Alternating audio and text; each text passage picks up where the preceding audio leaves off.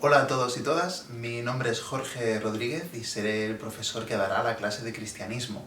Para mí es un privilegio poder hablar de este tipo de cuestiones en un contexto como en el que nos encontraremos ese día, puesto que hablaremos del cristianismo, pero siempre dentro de un marco de diálogo. Intentaremos que el diálogo del cristianismo con otras tradiciones y otras vías espirituales sea fértil, sea rico. Me parece que nuestro tiempo está llamando a que hagamos este tipo de actos, este tipo de diálogos.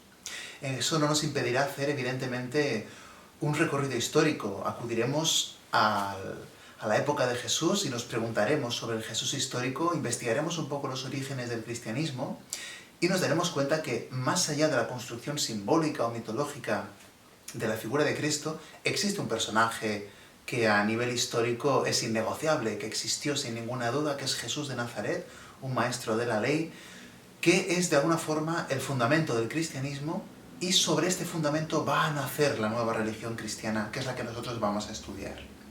Veremos que el cristianismo de los orígenes es diferente al que nosotros conocemos hoy. De hecho, había que hablar, y los especialistas así lo hacen, hablar más bien de cristianismos de los orígenes, puesto que había varias ramas. Sobre todo, si las resumiéramos, habría los gnósticos, los paulinos y los judeocristianos.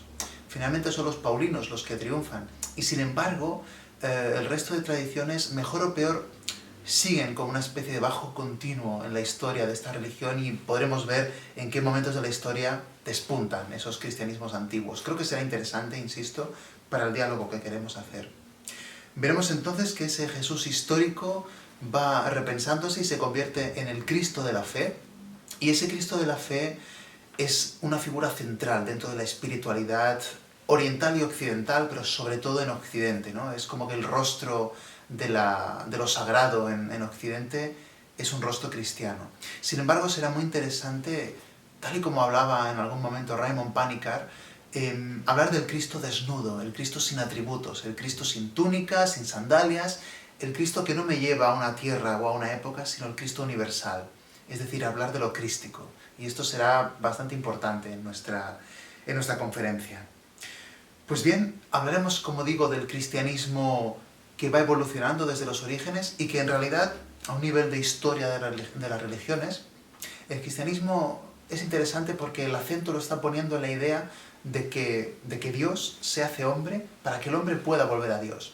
Este juego simbólico de descender y luego volver a subir es una de las marcas del cristianismo. De otras vías también, pero en el cristianismo es particularmente interesante.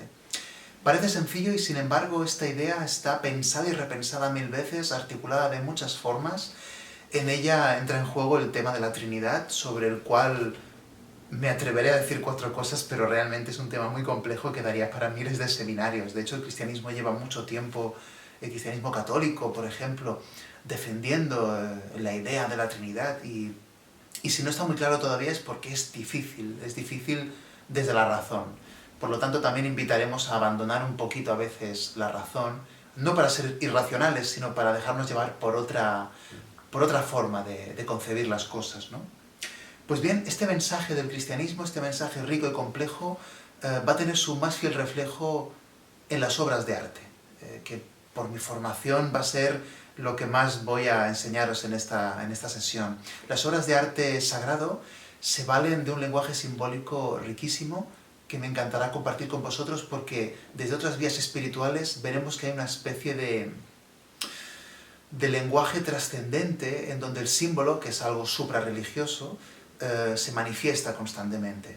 Entonces veréis como, por ejemplo, en un icono del nacimiento de Cristo habrán ciertas cosas que nos evocarán a otras religiones, no porque una se esté copiando de la otra, sino porque el mensaje es universal. Hay una verdad que se manifiesta de formas diferentes a lo largo de la historia, ¿no? Y enfrentar el cristianismo de esta manera creo que es un reto, pero me parece que es fundamental en la época en la que nos encontramos. Pues bien, hablaremos de los símbolos y los definiremos bien. Definiremos el símbolo en su forma tradicional, no como una alegoría o una metáfora, sino el símbolo como aquello sensible que me permite conectarme con lo invisible. Es decir, el símbolo como un puente entre el mundo material y el mundo invisible, que no por invisible es más irreal, al contrario, posiblemente es mucho más real que el mundo de aquí abajo. Abajo lo diremos entre comillas, pero bueno, confío en que después tengamos ocasión entre todos de debatir estas cuestiones. Yo estaré encantado de estar allí. Y más encantado estaré todavía en dar un final un poquito especial en el que haremos una especie de meditación que es cristiana, pero su esencia creo que comulga muy bien con otras espiritualidades, con otras sensibilidades.